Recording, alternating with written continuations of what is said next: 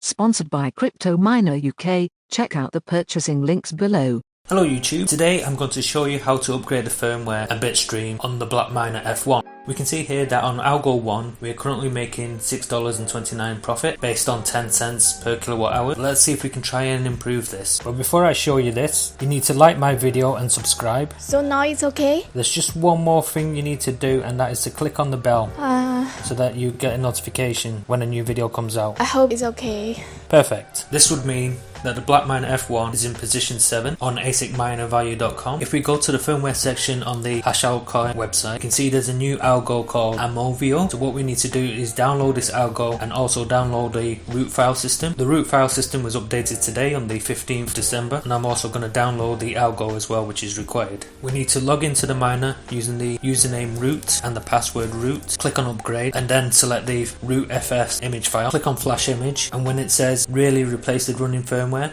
click on OK, assuming you have selected the correct file. You don't want to break your machine. After the firmware has been uploaded, you next want to upload the Bitstream. For that, I'm going to use WinSCP. From the file protocol, you select SCP, type in the IP address of the miner. In the username and password, you type in root and then click on login. When you see this fingerprint message, just click on yes. You'll see that the folder is empty. You want to keep going to the top until you start seeing things. Then go to FPGA bit. Here we can see all of our Bitstreams. But before I upload into here, I need to delete about 8 megabytes. So I'm going to delete Lyra2Z, Bitstream and config file. Next, I open up the archive in WinRAR and just drag in the bit file and the config file onto the right hand side window. It takes a few seconds. Next, click on miner configuration, and from the miner configuration drop down window we can select Amoveo. We can see that it's already pre-filled in with some information. I'm going to choose to mine to an exchange rather to a wallet. When looking at exchanges, you want to see what the volume rate is in the last 24 hours. The A1 exchange has the option of VEO to ETH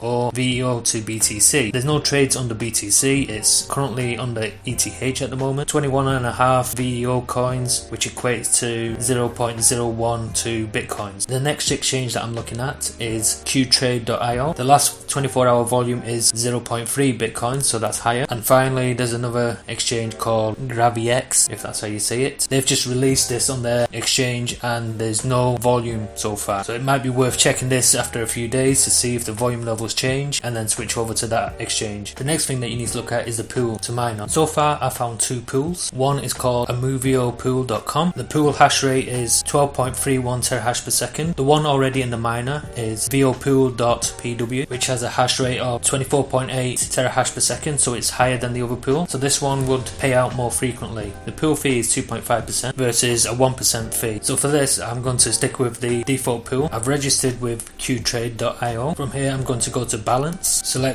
VEO, click on deposit, and this is how I get my address. You need to ensure that the deposit is greater than 0.01 VEO, which is fine because the minimum on this pool is 0.1 VEO. All I have to do is just paste the address in where it says worker and then click on save and apply. I've noticed that the frequency has dropped to 486 megahertz. We're getting a hash rate of around 47 gigahash. If we have a look at a 1080 Ti graphics card, which can hash at 4.5 gigahash per second using 190 watts, we can see on average it makes about 65 cents per day. 2 machine consumes 1230 watts, which is 613 watts each. When the fan speed is set to 35%, the power consumption drops by about 7.5 watts each, which means that each machine is about 607 watts. This means that the average earning is about $10 a day, which brings us now up to position number 4 on the ASIC Miner Value website. That might not sound a lot, but if you compare it to the machines on the top of the list, you can't buy the Obelisk directly from the manufacturer. It can cost about 5 to 7 grand on the second-hand market. The Xeon 180K is still around 20 grand, and the D1 is around 4 or 6 grand. The blackMiner F1 is $2,500. If you use the invitation code JNBTNQ, you can get a $100 coupon to save $100 on your next purchase, or you can use it towards the electricity cost if you choose to have these miners hosted. So by uploading a couple of files and just configuring it, we've increased the profitability by 57%, and that's without buying a new machine. The third private Bitstream, Algo 3, has not been released yet, so that's coming soon. Each time there's a new Bitstream, it's like buying a new miner without having to actually pay for it.